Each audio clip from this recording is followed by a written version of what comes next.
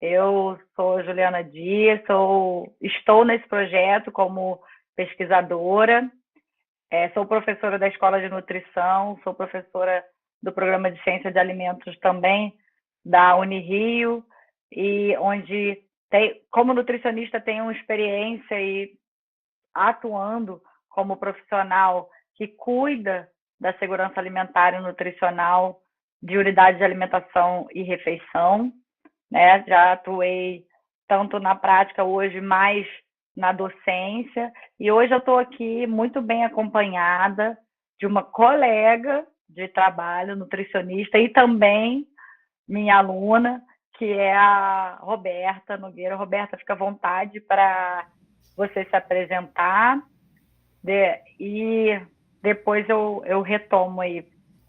Fala um pouquinho de você primeiro, antes da gente começar. Tá, bom dia a todos. Eu sou nutricionista também, já atuei, né, em várias indústrias de alimentos, principalmente nessa área, né, de segurança alimentar, cuidados, controles de qualidade, e hoje a gente vai apresentar para vocês um pouquinho sobre esse assunto, de como que a gente pode atuar nessa segurança alimentar dentro da nossa casa, que eu acho que é um assunto muito importante para o nosso dia a dia, e para a nossa saúde, né? Então, fiquem à vontade para perguntar, tirar dúvidas, a gente está aqui para isso. Pode continuar, Juliana. Bom, gente, então, para começar esse assunto, eu sei que o Ricardo pediu aí para todo mundo manter o microfone desligado, isso de fato ajuda, mas vou abrir aqui rapidamente para quem quiser se manifestar, para falar se conhece algum caso de surto alimentar, de infecção alimentar, ou que aconteceu com vocês mesmos, com algum aluno, com algum parente, ou algum conhecido, amigo, ou se só ouviram falar na TV, ou se nunca ouviram falar de casos de surtos alimentares. Alguém tem alguma experiência, conhece alguma coisa, nunca tinha ouvido falar nisso? Esse assunto aí. Na verdade, eu nunca ouvi falar nesse lance de surto alimentar. Se você puder explicar o que é isso, te agradeço. Ah, ótimo. Vamos explicar. Muito bom saber que tem algumas pessoas que nunca ouviram falar, então. Então, hoje é o momento de a gente trocar. Por acaso alguém aqui conhece, já teve alguma experiência, ou conhece alguém que teve uma experiência, ou não? Não. Eu Não? acho que é muito comum, às vezes, comendo aquele famoso podrão e às vezes passar mal a semana inteira, né? É verdade. Acontece não só no podrão, pode acontecer em vários locais que a gente vai comer, né?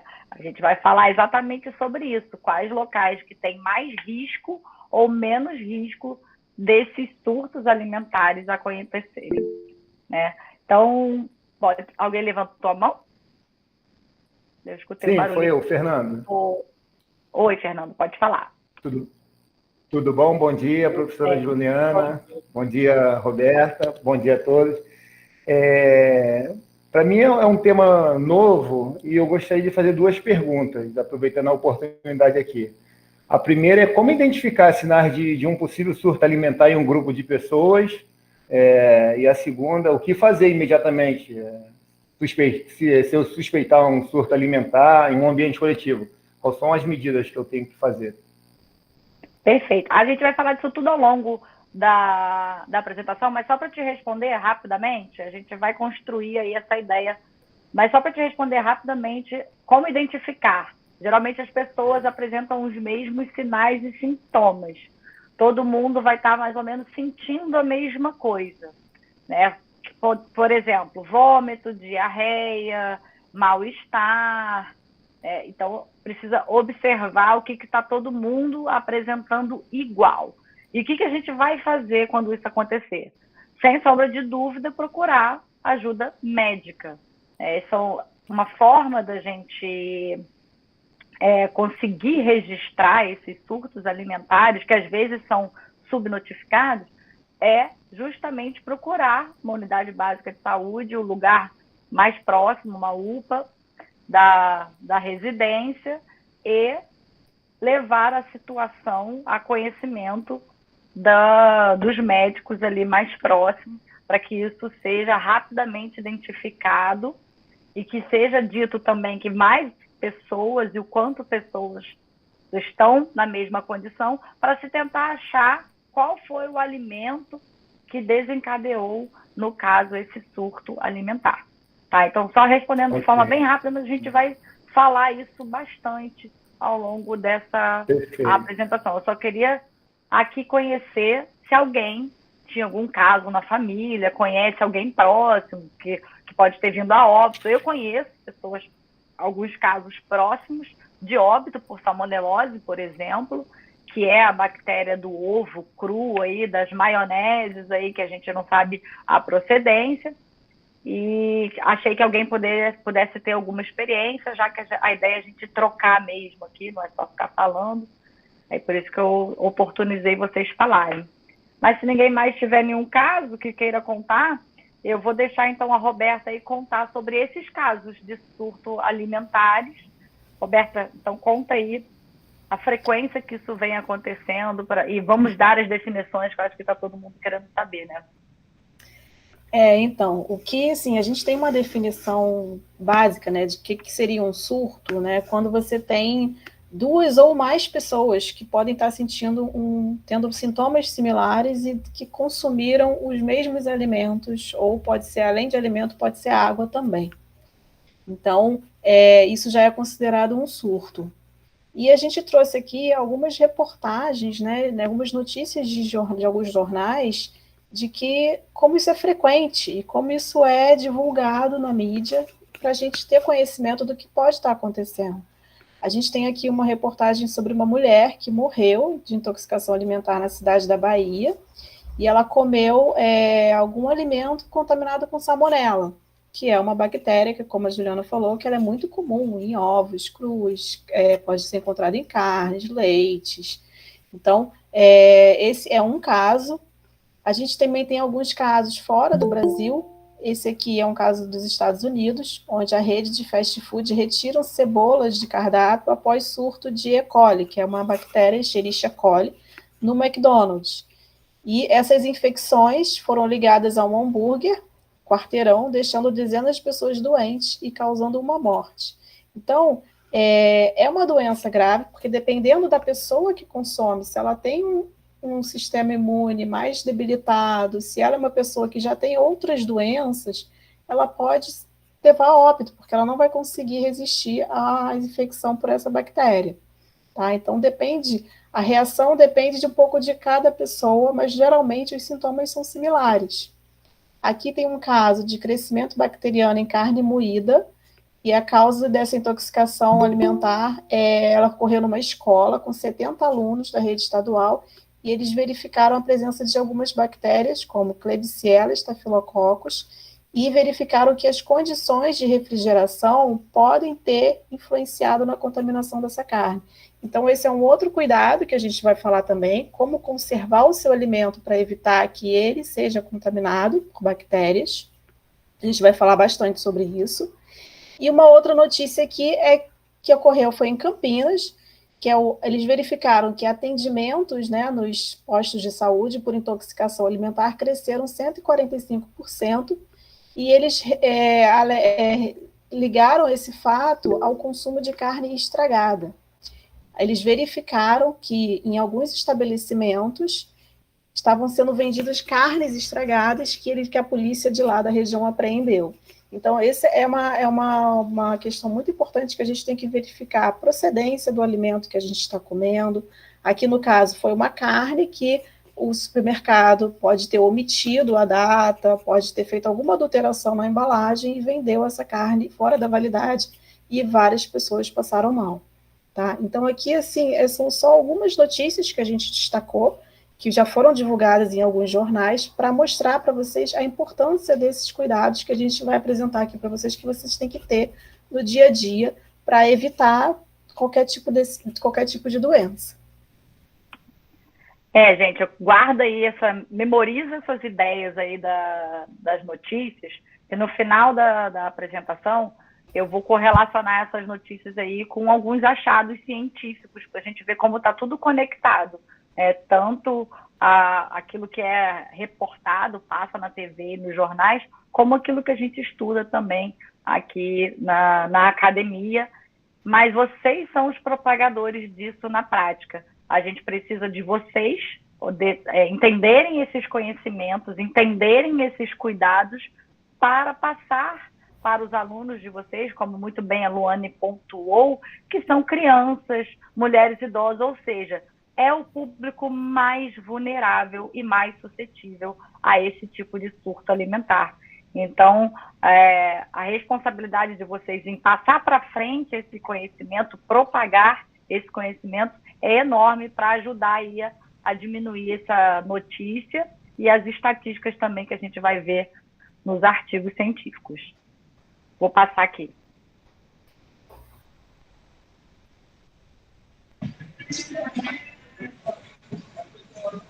Na verdade, eu não sabia que se falava surto alimentar, mas eu já vi bastante casos, principalmente com carne de porco, a pessoa comer carne de porco e sentir dores de cabeça terríveis e não durar 3 dias, está tudo tomado por micróbios, por verme, enfim, e a pessoa ia a óbito.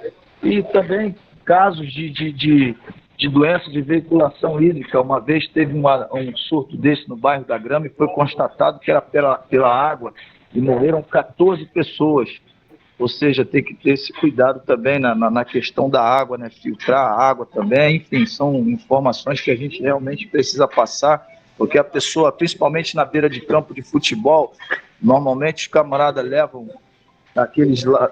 aquelas bombonas de 20 litros para as crianças, e a gente realmente dá uma assim, não é, entendeu? Então isso daí é um cuidado muito grande que a gente tem que ter, principalmente com essa questão da água. No caso, nos polos, na minha concepção, não vejo eu vejo a necessidade sim de falar, mas eles não vão se alimentar ali, mas é necessário falar também sobre a alimentação e ficar ligado. Isso é um alerta aí que eu estou fazendo, porque eu estou sempre envolvido com futebol e eu vejo essa questão. Já cansei de ver crianças passarem mal, inclusive meus filhos, por causa das águas que eles consomem às vezes na beira de campo, entendeu? Então fica esse alerta aí para a galera também que vai mexer aí com essas atividades e vai precisar da água para o pessoal, valeu?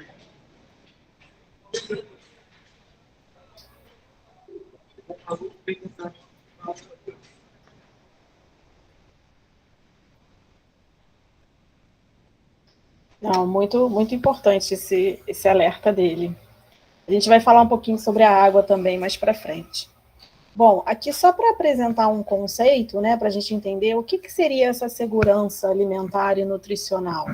Esse é um conceito que ele abrange o direito de todas as pessoas terem um acesso regular a alimentos de qualidade, em quantidade suficiente, sem comprometer o acesso a outras necessidades. Ele tem como base práticas alimentares promotoras da saúde, que vão respeitar a diversidade cultural, seja ambiental, econômico e social. Então, esse é um sistema, né, que abrange, além de oferecer acesso a alimentos para as pessoas, redução de pobreza, desnutrição, e, além disso, esses alimentos eles têm que ter qualidade. Você não pode fornecer qualquer tipo de alimento. E dentro desse conceito de segurança alimentar e nutricional, a gente tem o conceito de segurança de alimentos, que é o nosso foco hoje aqui na nossa apresentação. Pode passar. Bom, então o que seria essa segurança dos alimentos? A segurança dos alimentos, ela refere-se a práticas e regulamentos que vão garantir que aquele alimento que a gente vai consumir, ele vai ser seguro, ele vai ser livre de contaminantes que podem causar doenças. E essa segurança dos alimentos, ela tem que ser cuidada desde lá do início da produção do alimento, desde lá do produtor, desde o fabricante, das indústrias que produzem alimentos. Então, desde dessa etapa até o alimento chegar ao consumidor, existem cuidados que devem ser realizados para garantir que, quando o consumidor for comprar esse alimento, adquirir aquele alimento, ele seja um alimento seguro. Então, são as etapas, desde a produção até a parte de processamento, beneficiamento, embalagem, distribuição. Deve-se ter um controle de temperatura no processo de distribuição, alimentos que precisam ser refrigerados, congelados, devem ser submetidos a um controle de temperatura, até chegar à etapa de comercialização. Os estabelecimentos que comercializam, lanchonetes, restaurantes, supermercados, devem seguir regras, normas, para garantir que o produto que eles estão vendendo lá sejam produtos seguros. E o consumidor, ao adquirir aquele alimento, ele também tem que saber como que ele vai manter aquele alimento seguro, que é o que a gente vai falar mais tarde.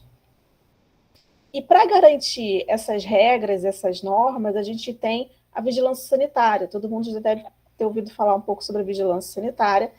Qual é o objetivo dela? A vigilância sanitária, ela tem o objetivo de garantir a qualidade desse alimento através de criação de normas, fiscalização, ela faz controles em todo o processo de produção, ela fiscaliza as indústrias, os restaurantes, os supermercados, com o objetivo de proteger a saúde da população, impedindo que a população receba alimentos contaminados.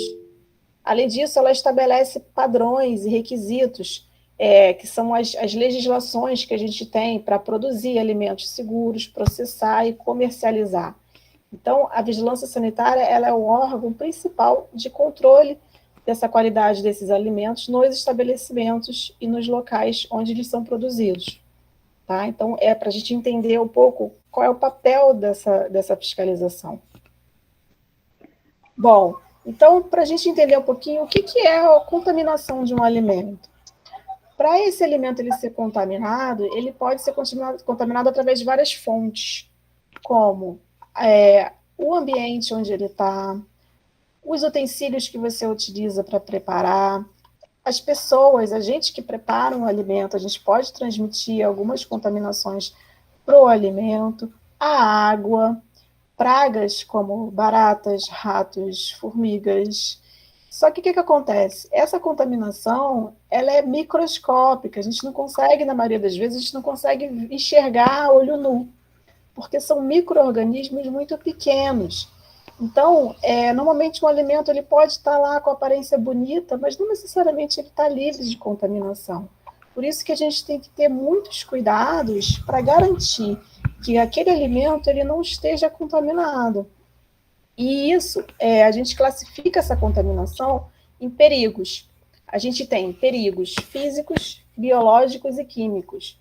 O perigo físico, o que seria? Seria uma contaminação que na verdade, a gente consegue até enxergar, como, por exemplo, um prego, um parafuso, um pedaço de uma embalagem, um plástico, um cabelo, uma unha. Hoje em dia a gente vê muitas pessoas com essas unhas postiças, e do preparo do alimento, isso pode cair no alimento e é classificado como um perigo físico.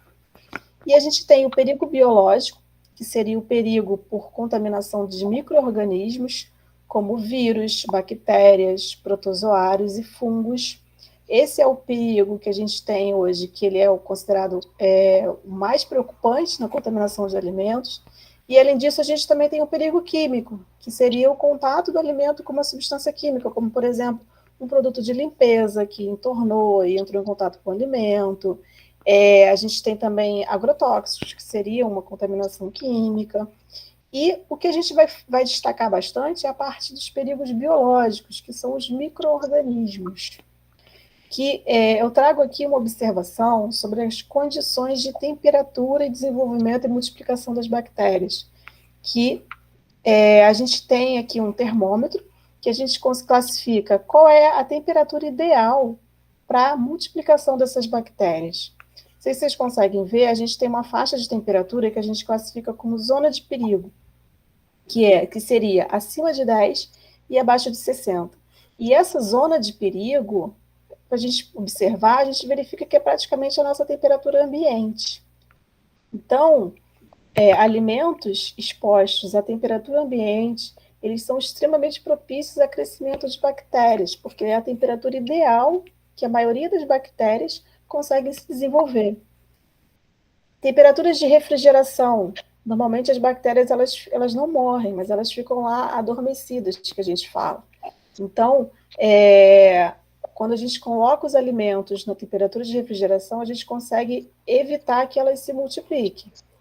E a gente só consegue eliminar, na maioria das vezes, com o aquecimento, que seria o preparo de um alimento submetido a uma temperatura mais elevada, acima de 70, chegando a 100 graus, a gente consegue ter uma eliminação da maioria das bactérias.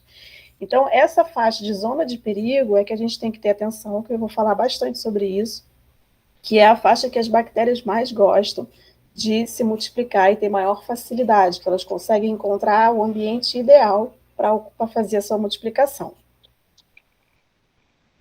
Pode passar. Bom, e o que seriam, então, essas doenças que esses micro-organismos podem causar? Essas doenças elas são chamadas de doenças de transmissão hídrica e alimentar, porque elas podem ser transmitidas através da água e também de alimentos. E ela é constituída principalmente por sintomas como anorexia, náuseas, vômitos, diarreia, pode causar febre ou não, e na maioria das vezes está relacionada à ingestão de alimentos e água. Ela pode ser causada por bactérias, por toxinas que as bactérias produzem, que seriam praticamente um veneno que a bactéria produz, vírus, parasitas ou substâncias químicas. E os sintomas, eles dependem um pouco, né, do qual foi o micro-organismo que causou, mas na maioria das vezes os sintomas mais comuns são esses: náuseas, diarreia, vômito e dor abdominal. E a gente tem os tipos de doença, né? Por exemplo, a gente tem 3 tipos de doenças que a gente classifica como infecções, que é onde você tem a ingestão do micro-organismo, como a bactéria, uma salmonela, que é muito comum em produtos de origem animal, ovos, leite. A gente tem uma outra bactéria chamada Shigella, que ela é comum também em saladas, vegetais, leites crus. Escherichia coli, que é muito comum em carne moída, leite cru, vegetais contaminados. E essas bactérias, na maioria das vezes, elas podem contaminar esses alimentos por conta de fezes no ambiente onde esse alimento foi produzido, tá? A gente tem os vírus, como o rotavírus, que é muito comum também, principalmente em escolas, a gente vê crianças que podem ser contaminadas por esse vírus. Parasitas, como entamoeba, giardia, que é muito comum, que pode chegar ao alimento também que foi lavado com uma água contaminada com esse protozoário. E a gente tem as intoxicações ou toxinfecções que podem ser causadas por toxinas que algumas bactérias produzem, como o Staphylococcus aureus, que ele é muito comum em alimentos muito manipulados, como, por exemplo, saladas de batata, salgadinhos, coxinhas, esses salgadinhos que a gente manipula muito com as mãos. Clostridium é uma bactéria também que pode produzir toxinas. Bacillus cereus é uma bactéria comum em arroz, amidos, né? Alimentos que têm muito amido. E a gente também tem as intoxicações não bacterianas, que seriam as substâncias tóxicas, como metais pesados e agrotóxicos. Em relação à água de poço artesiano. Eu vou falar aqui, só para complementar o que a Roberta estava falando, existem outras bactérias, tá, gente? Alguém aqui falou, por exemplo, da contaminação em carne de porco. Tem uma bactéria muito comum em carne de porco, ela não está aqui, que é a Yersinia enterocolítica. Ela é muito citada nesses casos de infecção alimentar ou intoxicação alimentar por carne de porco, mas nada impede de ser outro tipo de bactéria também. A gente colocou aqui as mais comuns, que vocês vão ver que são as mais citadas em artigos científicos também e nesses surtos que saem em algumas reportagens, tá? Sobre as bactérias na água, qual a relação das bactérias na água, principalmente a água de poço, Sandro? O que acontece é que a água, nela, no num local onde a gente não tem um saneamento básico e que pode misturar dejetos, né, lixo, ou ainda fezes, tanto humanas quanto animais, elas podem contaminar o solo, isso não ser completamente filtrado no poço, aí a gente pode ter a presença dessas essas bactérias nessa água, né, ou carreadas pela chuva, ou carreadas por algum vazamento, ou alguma questão nesse sentido. Que é o que a gente vai falar lá na frente, a Roberta vai falar, que é a contaminação cruzada, ou que pode acontecer também quando essa água de poço está contaminada, você usa essa água de poço para molhar hortas, molhar plantas, que você vai consumir depois.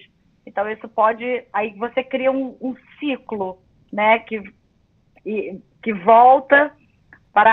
que vai para a água, vai para a planta, você consome de novo e você pode estar sempre doente ou estar sempre com essas bactérias numa quantidade assim que para você não causa doença, mas para outra pessoa pode causar ali colonizando o seu intestino, digamos assim, que são bactérias intestinais. Isso em qualquer animal, não só no boi, na vaca ou na galinha, mas também podem colonizar o intestino humano. Tá? Em algumas pessoas pode ter um número de bactérias muito grande que vai causar doenças, outras não. E uma coisa que eu queria destacar, que a Roberta falou do Staphylococcus aureus, ela citou vários alimentos, mas eu gosto muito de citar o sonho de padaria, que é algo que a gente adora. Aquele creme do sonho de padaria é à base de ovos, né, ou seja, é rico em nutrientes, que o Staphylococcus adora. E é manipulado porque é montado, aquele creme é montado. Então, se a mão do manipulador, ou se ele não estava usando máscara, estava respirando ali em cima daquele creme, é muito comum também a contaminação. Eu adoro o sonho de padaria, por isso que eu falei isso. Então, se vocês puderem comer um sonho que fique sob refrigeração, é melhor do que aquele sonho que fica naquelas vitrines quentes. Porque vocês lembram que a Roberta falou que a temperatura que a bactéria mais gosta é aquela temperatura assim, ambiente, né? Que é a temperatura Rio de Janeiro. Né? A bactéria, a gente tem um crescimento ótimo, isso qualquer uma delas, né? Como elas são bactérias intestinais, elas têm um crescimento ótimo a 37 graus, né? Que é a temperatura do nosso corpo humano. E essa temperatura também que a gente tem aqui no Rio de Janeiro, então mais um motivo para a gente ficar muito alerta com comidas que ficam expostas aí por mais de 30 minutos fora da temperatura ou de refrigeração ou aquela temperatura alta que a Roberta falou, tá? Vamos continuar então, Roberta. Vou passar aqui o slide.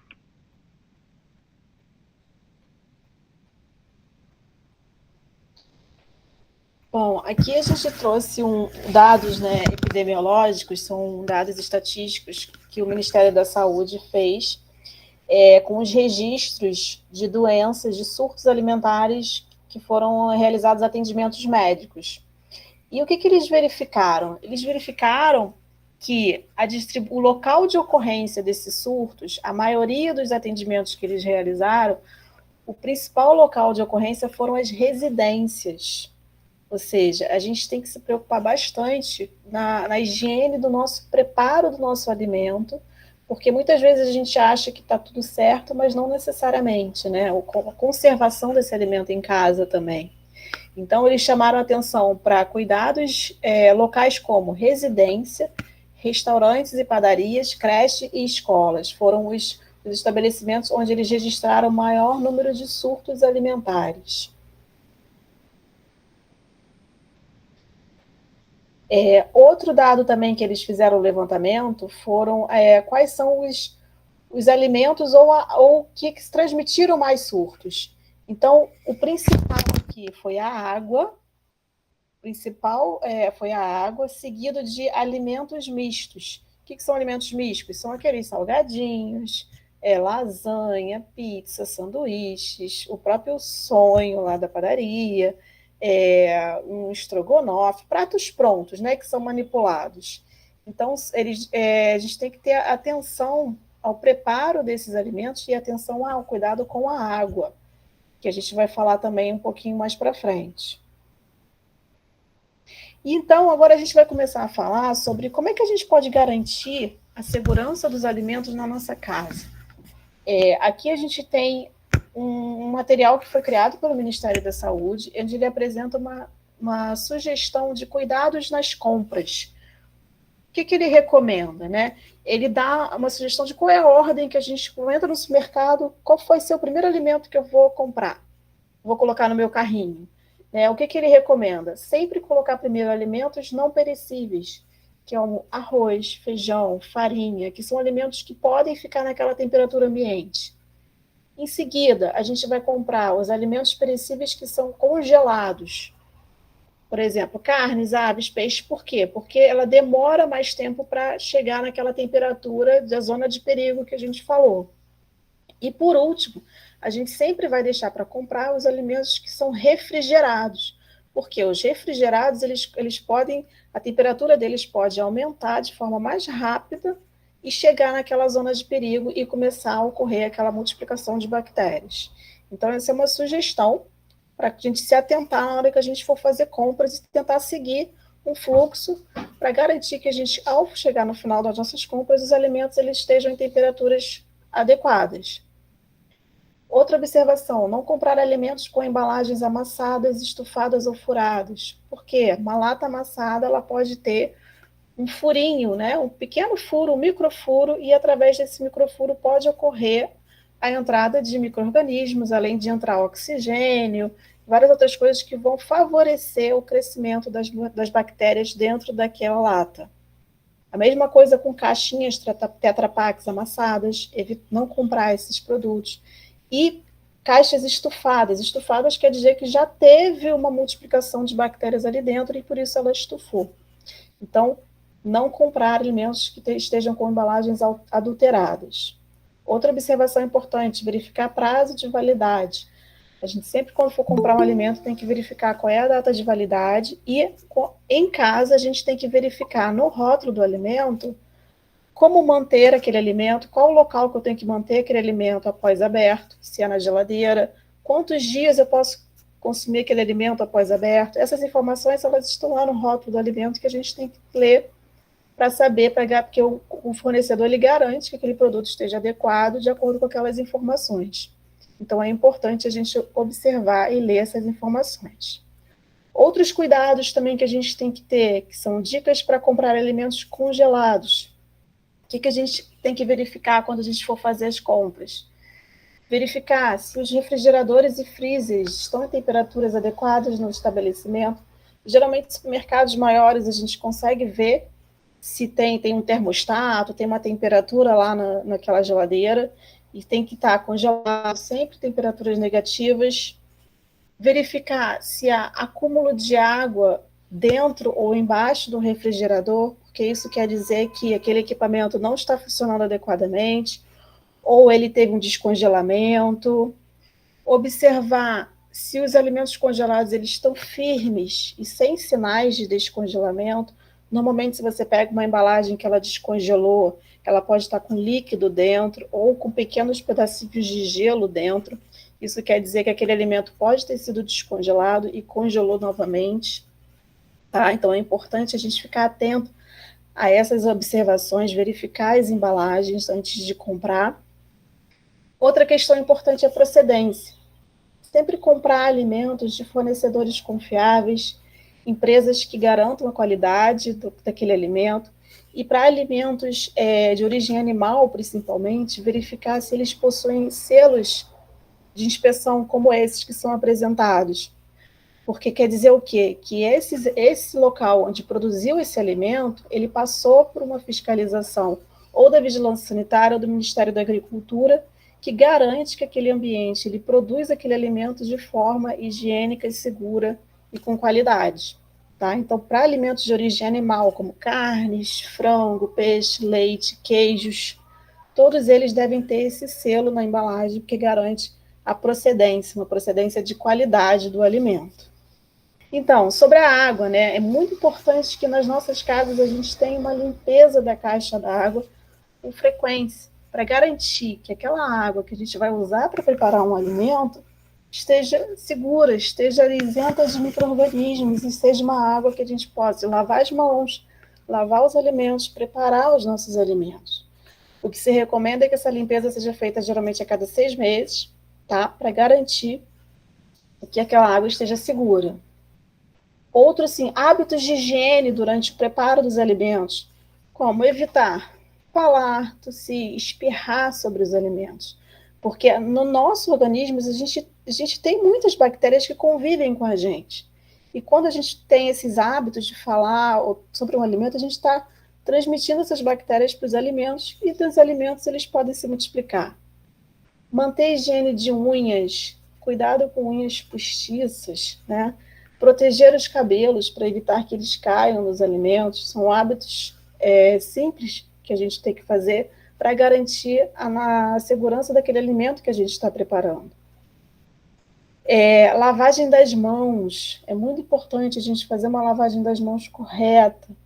Aqui tem um pequeno passo a passo, a gente passou por isso, principalmente na Covid, né? Acho que todo mundo aprendeu a lavar as mãos na época da Covid, que era bem divulgado, era bem reforçada a importância de lavar as mãos.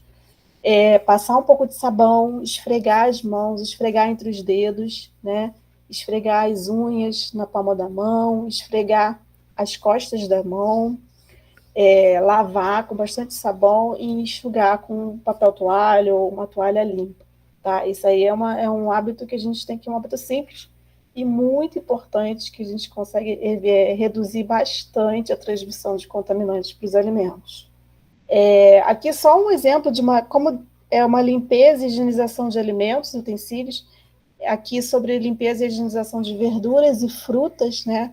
Um passo a passo bem simples de como que a gente tem que fazer, principalmente ao iniciar, lavar as mãos, né? Lavar os alimentos com água corrente, retirar aqueles pedacinhos machucados, deixar de molho numa solução com água e hipoclorito de sódio, por pelo menos 15 minutos. Pode ser, no caso, seria uma colher de sopa para 1 litro de água, com uma colher de sopa de água sanitária, hipoclorito. E existem hoje vários produtos prontos, né? Tem umas pastilhinhas ou uns líquidos prontos para fazer esse processo de higienização de verduras, que também pode ser usado. Enxaguar e secar em uma centrífuga ou papel toalha, tá? Isso a gente tem que fazer para diminuir bastante a carga de micro-organismos das nossas frutas e verduras. Outro hábito... Uma observação. Pode falar, Roberto. Não, pode falar. Não, é só uma observação que eu gostei de destacar, gente, que é tirar partes machucadas e não partes estragadas. Se já está estragado, já está mofado, amolecido, apodrecido, não recomendamos tirar. Recomendamos descartar aquela batata, aquele tomate que já está em processo de deterioração. Porque a gente sabe que algumas bactérias podem produzir toxinas e são micro-organismos invisíveis a olho nu. Então, se você já está vendo aquele estado de mofo, se já está visível, é porque aquilo já está enraizado no alimento, aquilo já deixou muita contaminante ali, invisível ali dentro. Então, aí sim descarta. Quando a gente fala machucado, é algo bem físico mesmo. Bateu em algum lugar, não, vamos ficar também atentos a isso. Tá? Pode ir, Roberta. Pode passar. Vou passar. Um outro hábito muito importante que a gente tem que ter é evitar acúmulo de louça na nossa pia, né? A gente vai deixando, depois eu lavo, mas isso é um foco, né, de crescimento de micro-organismos que podem proliferar pela sua cozinha. Então, é sempre importante manter uma rotina de sempre usou, lavou, para evitar esse acúmulo, né, e é muito pior depois lavar, depois de um tempo, do que ela só lavar na hora, né? Então, criar esse hábito para garantir também que a gente tem um ambiente sempre limpo, né, e com a menor contaminação possível. Acúmulo de sujeira e acúmulo de vetores também, né? A gente sabe que pode atrair barata, pode atrair rato, pode atrair formiga. Todos esses bichinhos carregam na patinha deles as bactérias e vão espalhando pela nossa casa e por superfícies que a gente à noite dormindo não vai ver, né? Mas aí no dia seguinte, como é que a gente vai saber onde esses bichinhos passaram? E a gente pode estar aí contaminando todo o nosso ambiente, né? O que é pior ainda. Bom, outra questão muito importante, não sei se todo mundo já ouviu falar sobre contaminação cruzada, né? O que seria essa contaminação cruzada? É quando a gente tem o contato de um alimento cru com um alimento cozido. O que quer dizer isso, né? Um alimento cru, geralmente, né, ele tem uma carga de micro-organismos bem elevada, né? Porque é próprio daquele alimento. Nenhum alimento ele é totalmente estéril, né? Isento de micro-organismos. Então, a gente já tem no alimento cru uma carga de micro-organismos, e quando a gente submete esse alimento a um preparo, onde ele vai ser aquecido, né? E lembrando, né? A gente, quando aquece, a gente reduz os micro-organismos, a gente consegue eliminar muitos micro-organismos, aquele alimento ele fica seguro para o consumo. Quando a gente tem o contato desse alimento cru com esse alimento cozido, o que a gente faz? A gente contamina o nosso alimento cozido. Mesmo depois de você ter passado por todo o processo de preparo, aquecimento, você vai contaminar ele de novo. Isso é um caso, assim, clássico. Vamos lembrar assim, quando a gente faz um churrasco, né? A gente tem a tábua lá, vai cortar uma carne crua. Será que a gente tem uma outra tábua que a gente vai cortar a carne cozida depois que assou ou não? A gente vai usar a mesma tábua. É um caso clássico de contaminação cruzada, né? A gente tem uma tábua limpa, corta uma carne crua, e aí depois vai pegar essa mesma faca, essa mesma tábua e cortar um alimento cozido. Então você está contaminando aquele alimento de novo. Tá? Então, a gente tem que ficar atento à organização na nossa cozinha e ter pelo menos assim, vou cortar a carne crua aqui, vou lavar essa tábua, vou desinfetar, vou lavar a faca e vou depois cortar a minha carne cozida. Tem que ter esse hábito para evitar esse tipo de contaminação que é muito comum. Você, aqui nessa imagem, ele dá um exemplo de cortar uma carne, aí depois ele vai e corta um tomate e prepara uma salada que você vai consumir crua. Então, você passou micro-organismos daquela carne para o seu tomate e contaminou aquela salada que você vai consumir crua. Tá? Então, tem que ficar bem atento a esses hábitos, né? Criar esses hábitos na cozinha para evitar que isso aconteça. E sempre quando for fazer o churrasco, lembrar, né? Vou ter pelo menos 2 tábuas para não correr esse tipo de contaminação e criar, aí pode até causar um surto, né? De várias pessoas passarem mal por conta disso. Então não é frescura usar tábua diferente, por exemplo. Em restaurante é muito comum. Em unidade de alimentação e nutrição, a gente usa cores diferentes para cada tábua. Uma tábua só para verdura, uma tábua só para cru, uma tábua só para cozido, uma tábua só para carne. E não é exagero fazer isso em casa também, muito pelo contrário, é super saudável, são hábitos saudáveis. E além de usar tábuas diferentes, eu posso também deixar de molho também no hipoclorito de sódio, hipoclorito no cloro, né? Igual eu deixo, hipoclorito, igual eu deixo, por exemplo, Oi, Luane, pode falar. Eu fiquei na dúvida em relação ao material das tábuas que vocês acham melhor. Então, a gente tem as tábuas de plástico, né? Assim, uma tábua que a gente geralmente não recomenda é a tábua de madeira. Porque a tábua de madeira, né, ela absorve a água e conforme você corta, né, você vai fazendo aquelas marcas na tábua e essas frestas, elas são muito propícias para o crescimento de micro-organismos nessas frestas, e nas tábuas de madeira isso é muito comum. Então a gente sempre fala, prefiro uma tábua de plástico, que você pode também botar de molho, mergulhar ela de molho numa solução de cloro para poder desinfetar, porque a tábua de madeira você não consegue fazer isso, porque ela absorve muita umidade. Tá? Então, geralmente, a gente sempre recomenda essas tábuas de plástico que são mais fáceis de limpar. Tá? E também evita que as bactérias fiquem lá escondidas, se multiplicando, e você não consegue eliminar. Tá? Então, essa ideia também de ter tábuas coloridas, né, de cores diferentes para cada tipo de alimento, hoje a gente consegue encontrar bastante, vende bastante esses tipos de tábuas. E eles são bem legais, porque você não vai evitar esse tipo de contaminação cruzada que ocorre. Vou cortar um alface aqui, um tomate, numa tábua diferente. Normalmente, assim, vegetais, verduras, frutas, a gente tem uma tábua verde. Carne, a gente tem uma tábua vermelha. Peixes, a gente tem uma tábua azul. E frango, normalmente é amarelo. Então, isso é legal para a gente diferenciar os alimentos para cada tipo de tábua. E não esquecer também de sempre higienizar as facas, né? Os utensílios que você vai usar. Se você usou uma faca para cortar um alimento cru, você não vai usar essa faca para cortar um alimento cozido. Você vai lavar antes, desinfetar, ou ter uma outra faca para fazer esse tipo de corte, tá? Então, são detalhes, né, que é importante a gente se atentar a isso, que é um fator de contaminação grande, contaminação cruzada, tá? Larissa, quer falar? E eu queria saber se a gente usar uma tábua de vidro, a gente precisa ter essa troca de cores diferentes? Também precisa? Não, assim, a de cores é mais assim, uma questão de organização, né?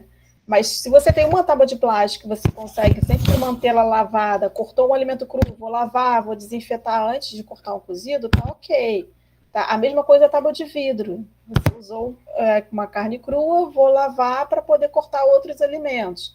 É questão assim, as de cores é mais assim, para organizar a sua cozinha, você tem uma cozinha toda bonitinha organizada, tá? Mas se você tiver só uma tábua, também não tem problema. O importante é sempre se atentar a esse processo. Cortei uma carne crua, vou lavar e higienizar para cortar um alimento que seja cozido. Nunca deixar de fazer isso, tá? Porque aí você reduz a importância para reduzir a contaminação.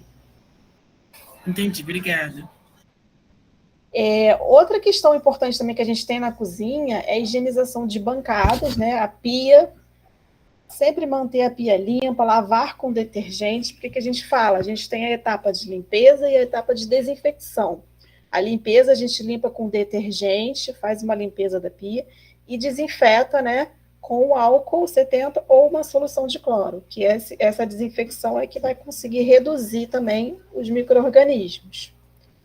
Outra também importante é o pano de prato que a gente usa na cozinha.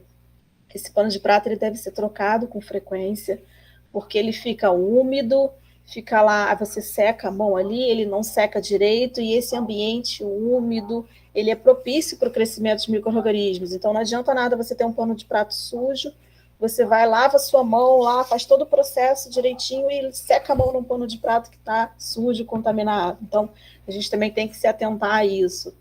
Panos de prato, eles têm que ser lavados, a gente recomenda lavar com água quente, sabão neutro, e trocar pelo menos a cada 2, 3 dias, trocar com frequência para evitar esse tipo de transferência de contaminação.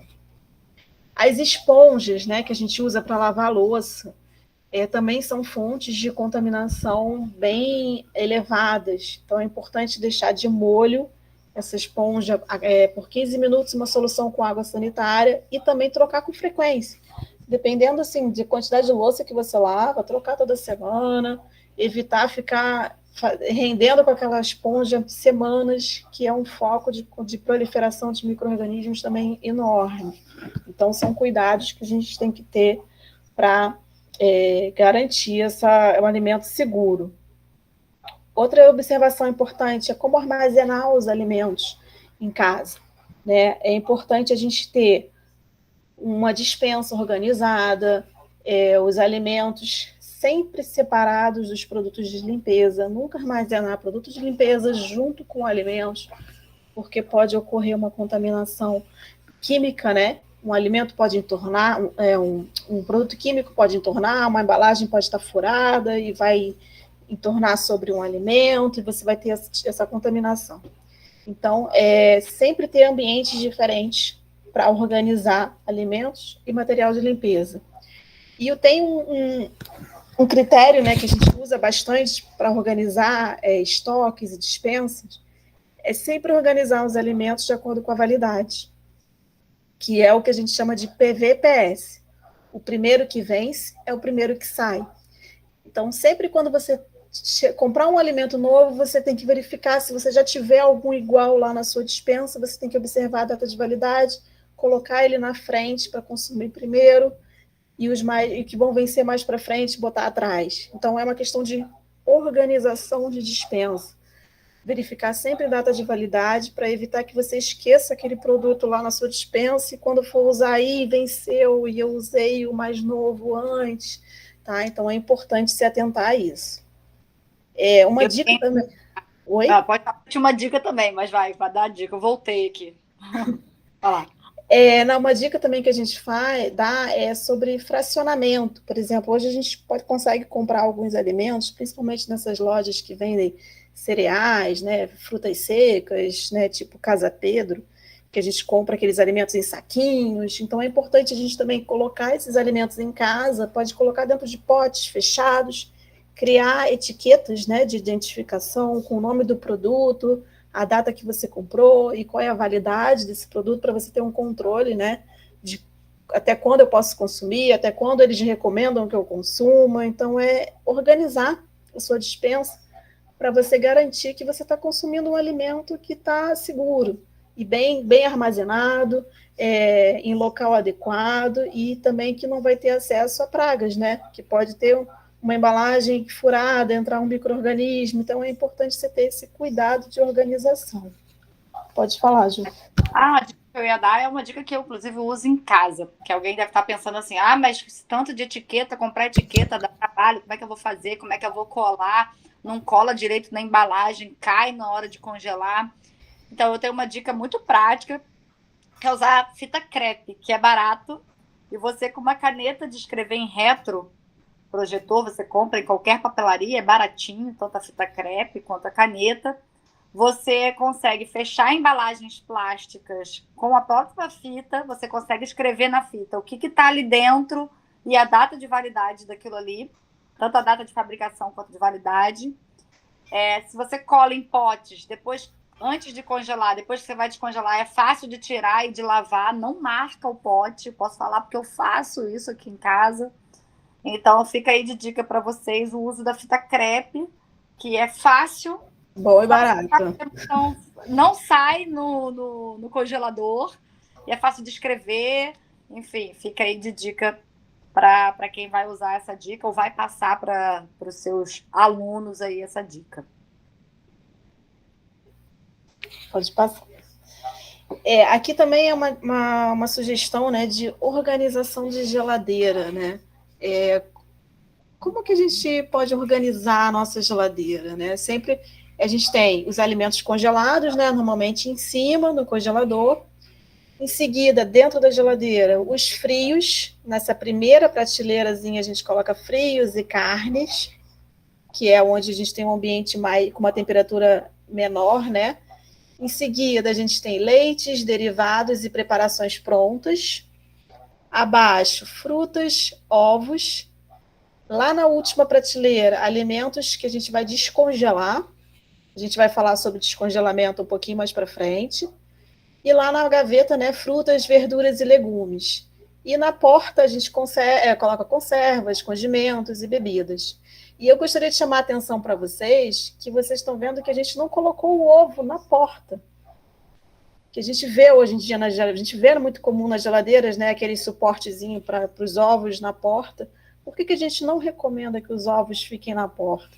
Porque a porta ela tem uma oscilação de temperatura elevada quando você abre e fecha, então ocorre uma oscilação de temperatura e os ovos eles ficam sujeitos a essa oscilação, que pode ocorrer multiplicação de micro-organismos e estragar mais rápido. Então, a gente sempre recomenda ovos, não colocar na porta, colocar dentro da geladeira, num potinho, ou naquela própria bandejinha de ovos, que aí você garante que a temperatura daqueles ovos vai ser constante, não vai ter tanta alteração como na porta. Tá? E para a organização de geladeira também, a gente recomenda aquele mesmo esquema, do primeiro que vence ao primeiro que sai, das etiquetas, fracionar. Eu comprei um pedaço de carne muito grande, então vamos fatia, e separa em saquinhos, coloca as etiquetas para identificar, para facilitar a manipulação do seu dia a dia no preparo dos alimentos. O Fernando... O Fernando de mão levantada. Eu tenho uma perguntinha aqui, até um costume que eu tenho aqui em casa, eu vi na geladeira ali, tem alguns produtos como verduras, legumes e frutas colocados na geladeira. Porém, quando a gente vai no mercado, elas não são encontradas na geladeira. Seria um erro nosso ou do supermercado, nesse caso?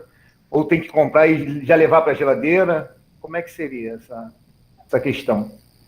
Então, no supermercado, o que acontece? O supermercado ele tem uma rotatividade grande, né? Assim, ele consegue manter aquele alimento numa temperatura controlada por pouco tempo. E quando a gente vai para casa, por que a gente bota na geladeira? Porque a gente quer que aquele produto dure mais dias. Se a gente deixar um alface, uma verdura fora da geladeira, ela vai estragar muito mais rápido.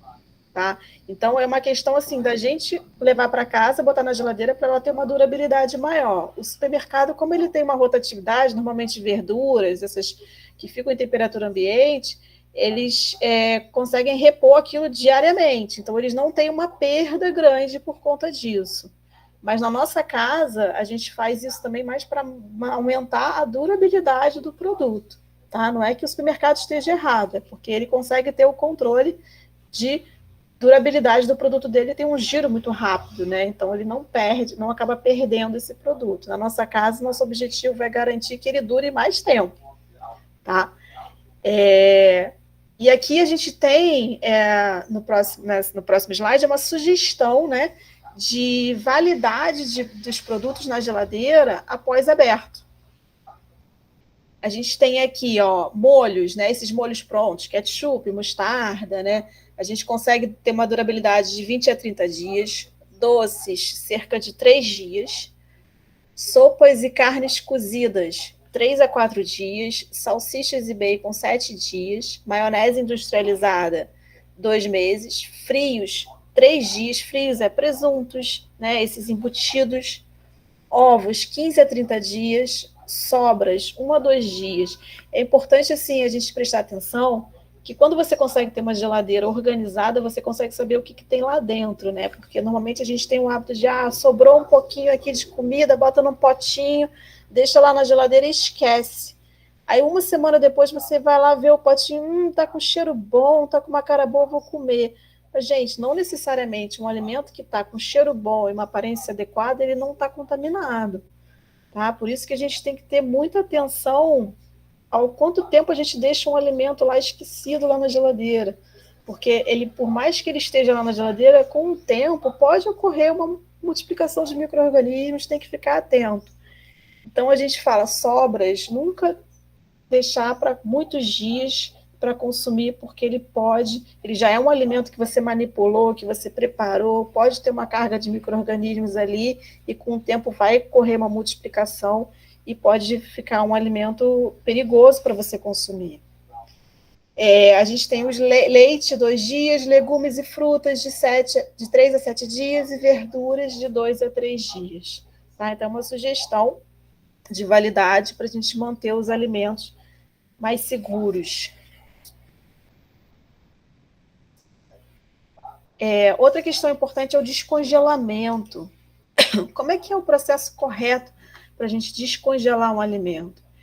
O processo ideal é sempre o descongelamento lento, que a gente chama, que você tem uma carne lá congelada, você vai tirar do congelador com antecedência, vou preparar essa carne no dia seguinte, ou vou tirar do congelador e vou botar na geladeira, lá naquela prateleirinha lá de baixo, para ela congelar de forma lenta, descongelar de forma lenta, porque esse processo evita uma alteração brusca de temperatura daquela carne, e o que acontece naquela zona de perigo?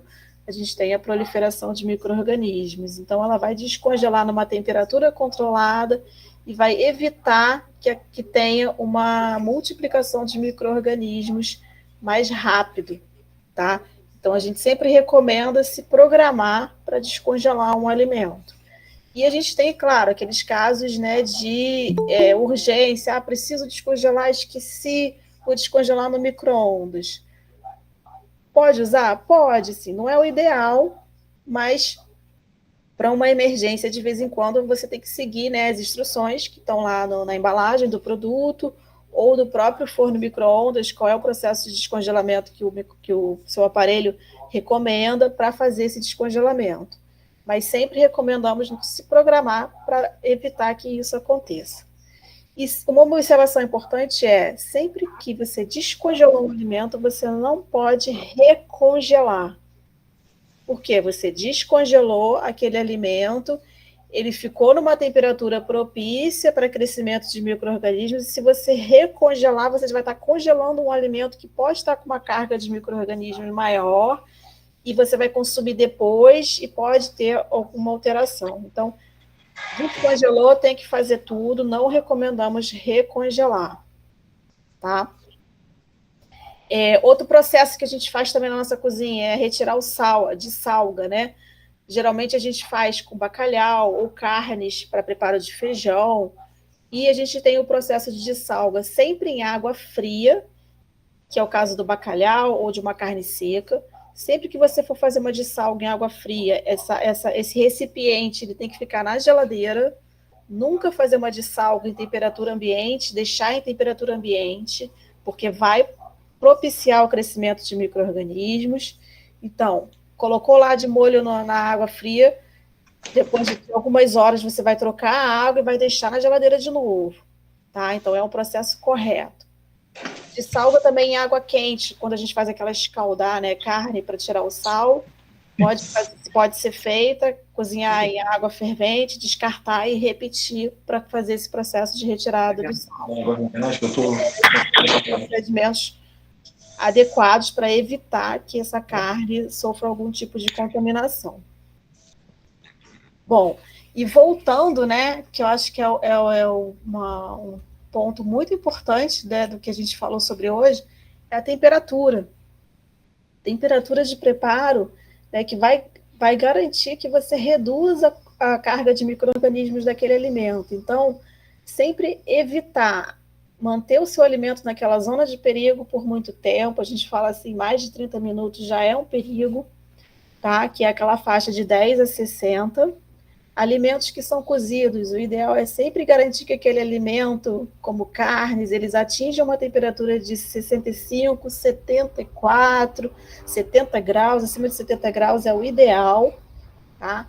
Evitar sempre que aquele alimento, fiz um arroz, vou deixar em cima do fogão esfriando. Não, gente, isso não é correto, porque ele vai esfriar, vai chegar naquela temperatura da zona de perigo, vai começar a ocorrer crescimento de micro-organismos, e aí você vai guardar o arroz na geladeira depois, cheio de micro-organismos. Então, o que a gente recomenda?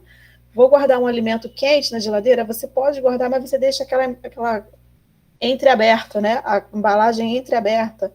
O pote que você colocou deixa entreaberto para sair o vapor, porque ele vai esfriar de forma adequada dentro da geladeira.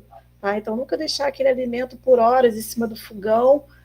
Preparei o almoço, vou deixar em cima do fogão até o jantar. Não, gente, isso aí jamais, porque você vai deixar lá, as bactérias vão estar lá felizes, lá se multiplicando dentro do seu alimento, e quando você consumir, tem o risco de passar mal, porque tem muitas bactérias ali. Então, é muito importante a gente se atentar à temperatura, controles de temperatura durante o preparo e manutenção dos nossos alimentos. Bom, e só para a gente chamar a atenção aqui, o que se resumir, né, o que a gente falou, quais são os 4 passos, né, mais importantes para a segurança de um alimento?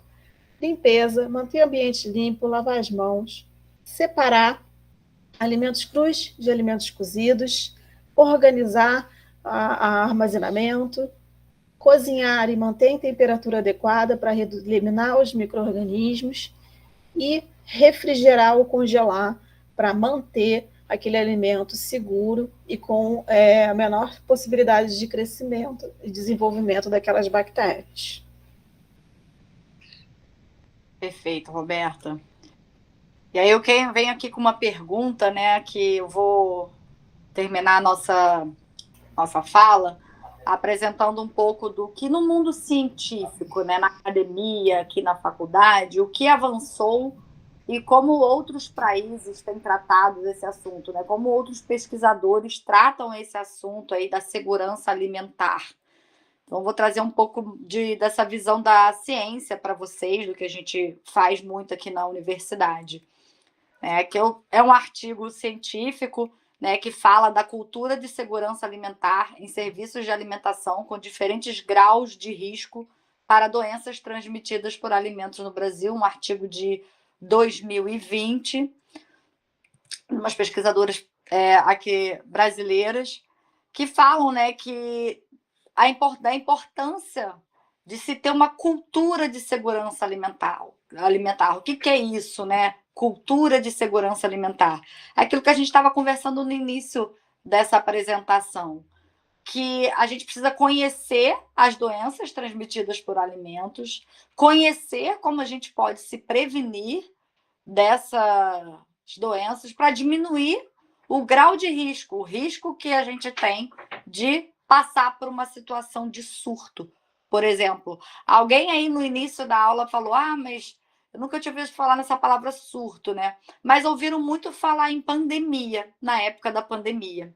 O surto é o que acontece antes de acontecer uma pandemia. Primeiro é o surto, depois é uma epidemia e depois é uma pandemia, que são conceitos diferentes que eu não me preocupei em passar para vocês, mas achei interessante de vir no formato de pergunta. Eu não me preocupei porque é uma coisa muito científica, muito acadêmica, mas surto é quando acontece com um número pequeno de pessoas numa escola, num restaurante, num casamento, num evento específico. Aí a gente chama de surto, tá? Às vezes a gente fala, tá tendo um surto de dengue aqui em tal lugar, porque envolve uma região, é bem delimitado. Quando vira epidemia, já começa a envolver mais locais. Em termos geográficos, já fica maior, mais amplo, né? E quando vira pandemia, é que todo mundo está sendo contaminado de alguma forma por aquela doença. Então, a gente ficou muito assustado com a pandemia e a gente não se assusta, né, com esses casos de DTAs, né, de doenças transmitidas por alimentos. Mas a ciência, né, os pesquisadores já mostraram que se a gente consegue criar uma cultura de segurança alimentar, né, a gente já viu que, no caso de restaurantes, né, isso abaixa muito o risco de doença transmitida por alimentos. E se acontece isso num restaurante, é óbvio que se a gente tomar as mesmas medidas que um restaurante toma de cuidados na nossa casa, isso também vai diminuir o risco também na nossa casa, tá? E aí esse artigo também fala do comprometimento da organização, ou seja, o comprometimento das pessoas que estão no restaurante, né?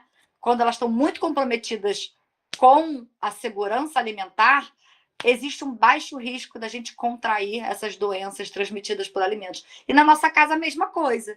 Se a gente compromete toda a família, né, e se a gente passa isso para a família, passa isso para os nossos alunos, a gente também diminui o risco. Por isso que eu quis trazer para vocês essas informações aqui, e esse artigo que prova, que estudou que quando todos os manipuladores de alimentos, quando todo mundo está muito otimista em relação ao risco das doenças, quando conhece as doenças e tem essa visão de que não, eu quero proteger a minha família, a minha comunidade, meus alunos dessa questão, a gente vê resultado, tá?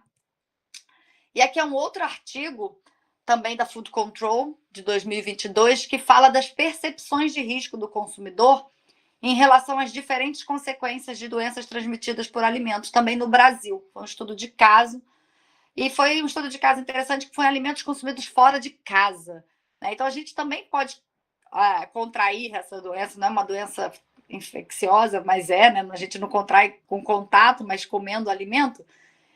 E esse artigo mostrou, né, como que a gente, quando o consumidor subestima o risco da doença transmitida para comer fora de casa, isso aumenta o número de DTAs e, em contrapartida, esse estudo também mostrou que tem pessoas que estão dispostas a pagar 30% a mais numa refeição porque considera aquele restaurante mais seguro, mais limpo, enxerga os cuidados ali naquele local fora de casa, né?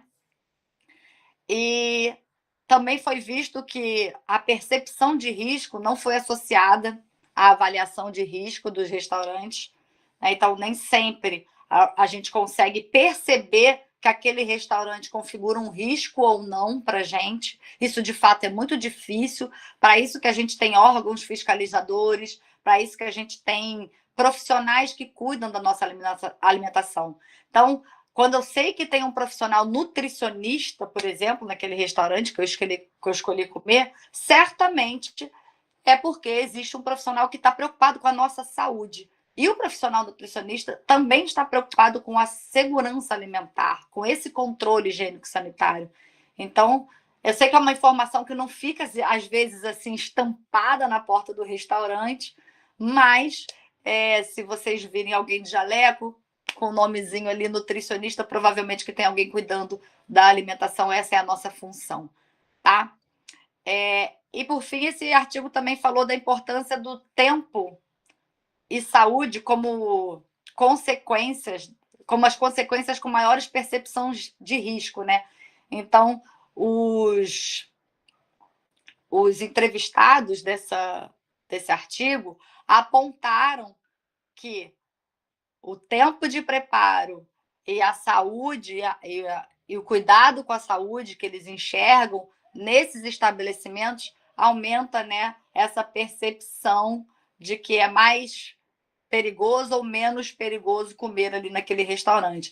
Então, é aquele restaurante que você chega e você vê que os funcionários têm um cuidado com o cabelo, uniformes limpos, higienizados, o cuidado de não estar falando na comida, não estar espirrando, de estar verificando a temperatura. Você consegue enxergar alguns cuidados naquele restaurante. Isso é importante a gente começar também a perceber e a passar esses cuidados para aqueles que a gente trabalha junto, no caso de vocês, dos alunos de vocês, né? E aqui é mais um artigo também de 2022 que fala, gente, das mudanças climáticas. Esse ano a gente está com inverno rigoroso, mas a gente tem ondas de calor, às vezes, no meio desse inverno, e faz uma temperatura alta, e acontecem, às vezes, surtos, né? Também no inverno, o que antes a gente só via mais no verão. E esse artigo fala exatamente dessa questão de como a temperatura contribui, né? Então, esses picos de temperatura podem contribuir, tá? A cada ano em surtos de até 600 milhões de pessoas, ou impactos socioeconômicos. Por que impactos socioeconômicos? Por que eu estou falando de impacto também econômico? Porque causa prejuízo para a indústria de alimentos, para as pessoas que estão doentes, para a rede pública de saúde, esse tipo de acontecimento, né? E também tem impacto nos sistemas alimentares, nos níveis de produção, transporte, processamento. A gente teve aí no Rio Grande do Sul, recentemente, dois grandes eventos climáticos que desordenaram ali, enchentes que provocaram um impacto significativo na produção, transporte, processamento e armazenamento de alimentos. Isso pode aumentar o risco dessas zoonoses que a gente chama, né? Porque são doenças transmitidas por alimentos, a gente chama de zoonoses também. E aí um artigo um pouco mais recente, também falando dessas alterações climáticas, né? Falando que as ondas de calor afetam também as internações hospitalares de emergência de curto prazo por doenças bacterianas transmitidas por alimentos. Então, alguns cientistas também foram lá nos hospitais e verificaram que essa alteração climática está impactando também na saúde alimentar, aumentando as DTAs, que a gente fala, né? As doenças transmitidas por alimento. E esse é um gráfico desse artigo, né? Onde aqui a gente fala da temperatura e aqui da ocorrência dessas doenças. E conforme a temperatura vai aumentando, a gente vai vendo maior ocorrência de doenças, ou seja, de registros no hospital de pessoas contaminadas, que foi até a pergunta aqui no início dessa aula, né? Onde eu devo ir quando eu me sentir doente, né? Sentir com alguns desses sinais e sintomas? Eu devo procurar um hospital, com certeza, porque a gente não sabe qual bactéria que é, e lá é o lugar apropriado, né? E aqui eu queria destacar também que a temperatura ambiente elevada, né? Ou seja, a temperatura máxima do dia, é um fator de risco que favorece o aumento de internações de emergência, com maior impacto nos dias que coincidem com os períodos de ondas de calor, né? Então, vocês que estão aí na linha de frente, trabalhando com esporte, ficar bem atento nos dias de ondas de calor, a hidratação, né? Que as pessoas se preocupem ainda mais com esses cuidados de alimentação nesses dias, nesses cuidados que a gente passou aqui, né? E aí esse artigo também fala de como aumenta, né, em 3% para cada grau que aumenta a temperatura, a ocorrência, né, de doenças. Isso no inverno, e no caso no verão, esse percentual sobe para 12,21% a mais quando acontece uma onda de calor.